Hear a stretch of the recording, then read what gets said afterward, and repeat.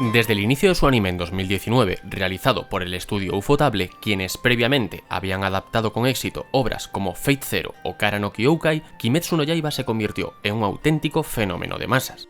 Los tomos de su manga comenzaron a vender lo mismo que leyendas como One Piece a la velocidad del relámpago, y hubo un momento poco después del cambio de década en el que ningún aficionado al mundo del anime te podía decir que no conocía la obra de Koyoharu Gotoge. Guardianes de la Noche, como también se tituló en castellano, es un manga de aventuras y fantasía, pero transcurre en un periodo histórico de Japón muy concreto, acompañándonos a una etapa de claroscuros y contrastes, llena de cambios políticos, sociales y culturales.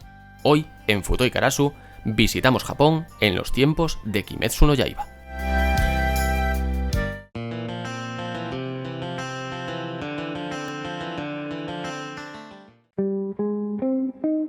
Cuando hablamos de historia japonesa, nos encontramos ante un concepto que a lo mejor puede parecer algo atípico en Occidente, pero que resulta imprescindible para abordar el pasado y el presente de la nación insular, Gengo, o para entendernos, era. No es como si aquí no hubiésemos utilizado nunca el término, como cuando hablamos de la era hispánica o la era de Augusto, pero bien es cierto que se suele reservar más para conversaciones geológicas, como cuando hablamos de la era mesozoica. Volviendo a Japón, es un sistema que desde el emperador Kotoku en el siglo VIII después de Cristo sirve para dividir el paso del tiempo según el reinado de los sucesivos emperadores. Cada era recibe un título oficial formado por caracteres de algún texto clásico chino o japonés, y una vez mueren, los mandatarios pasan a ser recordados con el nombre de su época, aunque el cambio de era no tiene por qué darse por fallecimiento, sino también por abdicación. Obviamente Japón es una nación que está integrada con el resto del mundo y utiliza el calendario gregoriano desde 1873, pero la relevancia política y simbólica de los emperadores hizo que ambos sistemas terminasen por convivir. Por ejemplo, este año 2026 sería el año 8 de la era Reiwa, es decir, el octavo año desde la ascensión al trono del actual emperador, Naruhito. Todo esto es por dar un poco de contexto a nuestros queridos espectadores, ya que tampoco nos vamos a poner a debatir si este sistema es más o menos útil o si legitima y perpetúa de manera subliminal la autoridad imperial en Japón. Pero es más, ¿qué tiene que ver todo esto con Kimetsu no Yaiba?, que es por lo que habéis entrado en este vídeo.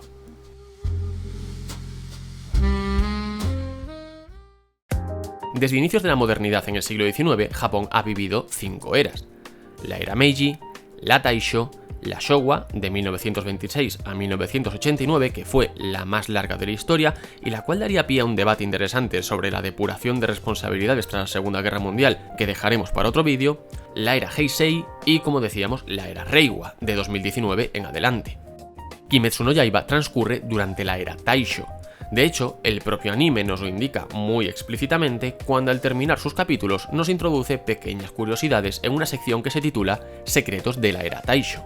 Este periodo fue marcado por los 14 años en los que el emperador Yoshihito estuvo en el trono, de 1912 a 1926.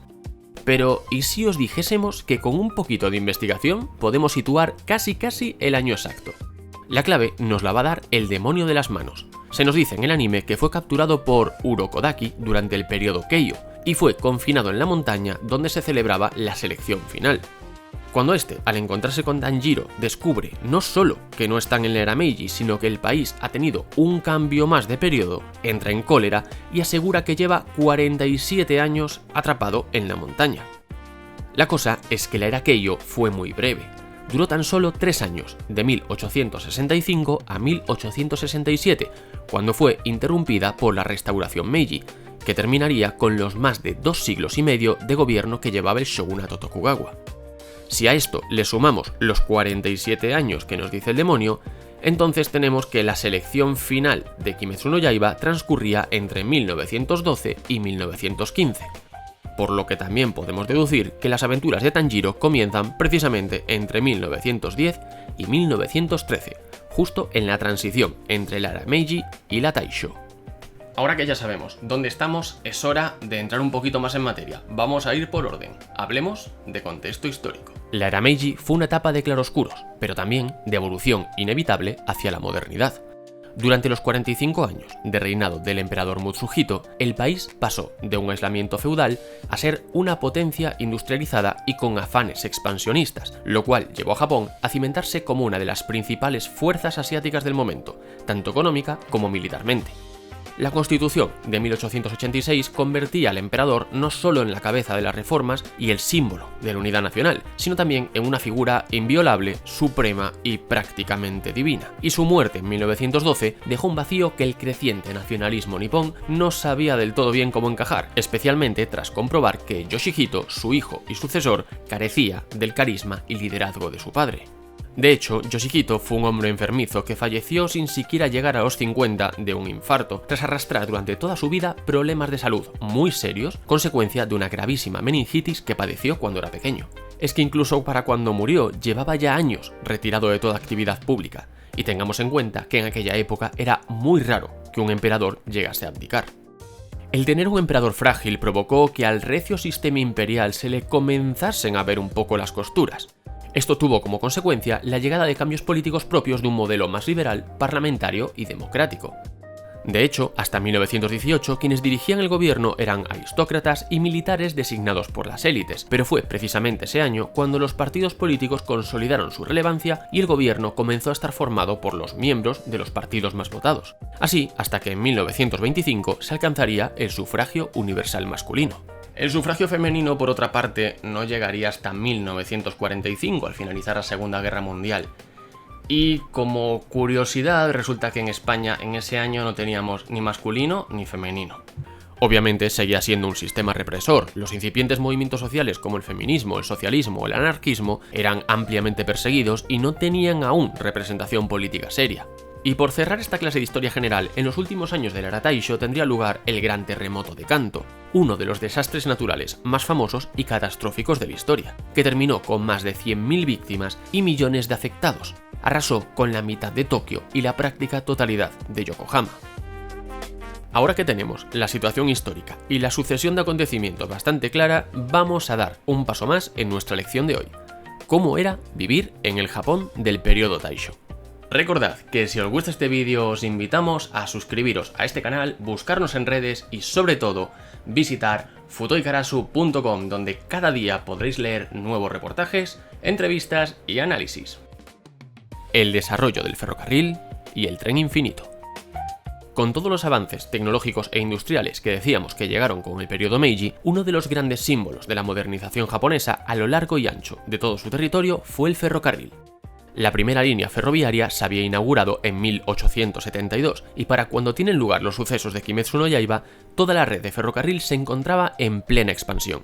Así que no es de extrañar que tengamos un arco completo, Mugen Resha, que transcurre en un viaje en tren. La locomotora del convoy al que se suben Tanjiro y compañía es real. Es una JGR clase 8620, de la que actualmente aún se conservan 20 unidades en diferentes parques y museos, y que en su día fue conocida popularmente como Hachiroku. Es probablemente uno de los modelos de locomotora más icónicos de Japón y constantemente se recurre a su figura para representar el vertiginoso avance industrial de ese primer cuarto del siglo XX. Resulta paradigmático el momento en el que no solo Tanjiro se asombra por el tren, sino que Inosuke lo confunde directamente con un monstruo. Obviamente es una situación exagerada y Zenitsu se burla de ellos, pero también nos sirve para contextualizar el desequilibrio tecnológico tan marcado que empezaba a haber entre el campo y la ciudad. De hecho, visitemos la ciudad. Durante el manga, Tanjiro visita Tokio en 3 ocasiones. Para este vídeo nos vamos a centrar en las 2 primeras. La primera vez que nuestro protagonista llega a la capital nipona lo hace tras la llamada de emergencia que recibe desde el distrito de Asakusa. Hoy en día ese barrio es considerado un remanso de tradición que contrasta muy fuertemente con los neones y los gigantescos carteles de anime de su vecina Akihabara, que está a apenas un tiro de piedra, pero durante la primera mitad del siglo XX se le consideraba el gran núcleo del entretenimiento tokiota. Sus calles estaban repletas de luz y color, todo eran puestos de comida, salones de té y locales de teatro. Volvemos a ver ese contraste tan fuerte entre campo y ciudad cuando el pobre Tanjiro directamente se marea al ser incapaz de procesar de golpe cosas para él tan locas como los coches, la electricidad o las aglomeraciones de gente.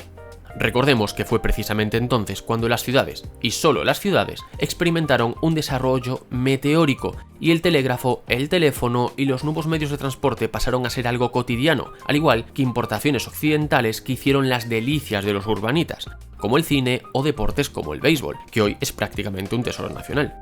Mientras tanto, la vida en el campo era muy diferente. El estilo apenas había cambiado desde las épocas feudales y las tradiciones seguían muy arraigadas. esta brecha se haría cada vez más grande y las cosas no empezarían a cambiar hasta tiempos muy recientes. Yoshiwara, el Distrito Rojo. Durante otro arco narrativo, Tanjiro, Zenitsu e Inosuke acompañan a Tengen Uzui, uno de los pilares, y un hombre extremadamente guapo además, a una misión en el distrito de Yoshiwara. Aquí se concentraba todo el meretricio y ocio para adultos de Tokio. La zona original, situada actualmente en lo que conocemos como Nihonbashi, en el barrio de Chuo y cerca de la estación central de Tokio, había sido fundada en los albores del siglo XVII y destruida por los incendios de Meireki en 1657, tras lo que se reconstruyó al norte de Asakusa. En teoría, los lupanares serían prohibidos por las autoridades imperiales en 1908, pero en ciertas zonas concretas se siguió permitiendo el vicio y el fornicio bajo ciertas licencias especiales gubernamentales. En Kimetsu no Yaiba se intenta romper cualquier tipo de romantización que pueda haber al respecto de los barrios rojos. Detrás de los ropajes elegantes y adornados, el maquillaje, las luces de colores y los establecimientos lujosos, había todo un mundo de trata de personas y de abusos contra el género femenino. Muchas cortesanas comenzaban su ejercicio siendo apenas niñas, y la gran mayoría provenían de familias humildes que las vendían a los giro o burdeles, que a su vez estaban dirigidos también por mujeres que en su día habían ejercido el oficio. A las recién llegadas se les daba alojamiento y se les formaba no solo en los servicios para adultos, sino también en disciplinas como el canto, la danza y la interpretación musical con diferentes instrumentos. Esto dejaba a las novicias en una gran deuda con sus maestras, deuda que habitualmente no eran capaces de pagar durante el resto de sus vidas. Igualmente, estas trabajadoras podían ascender en la compleja jerarquía imperante y terminar alcanzando el rango de Oiran, que en Kimetsu no Yaiba ocuparía el personaje de Daki.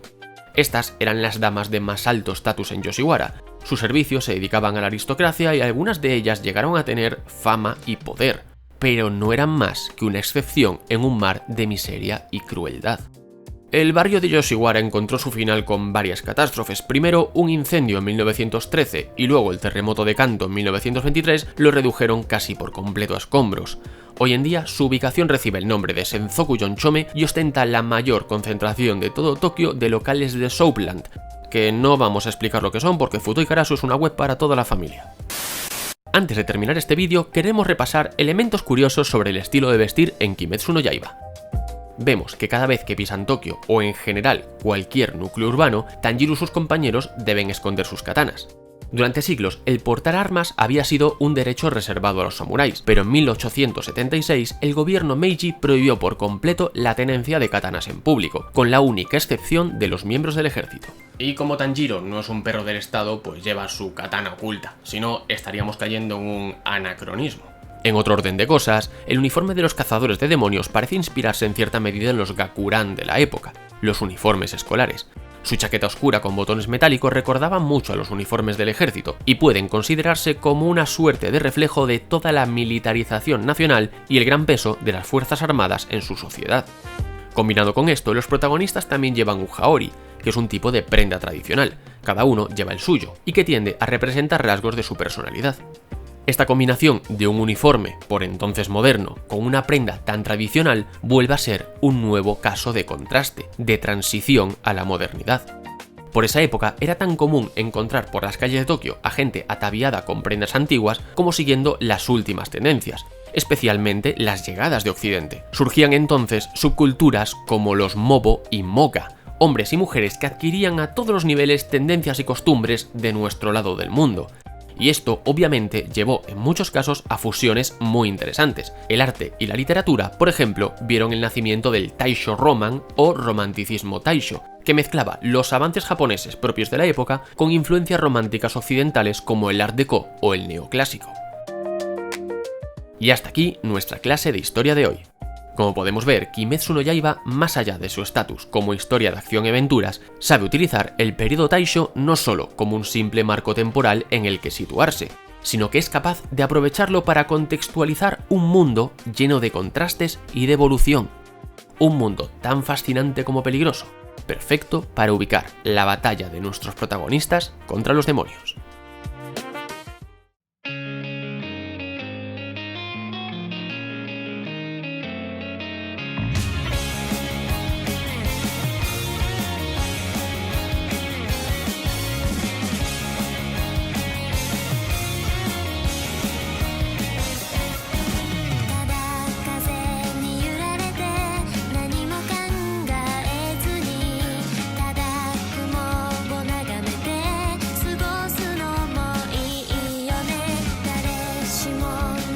しらしめ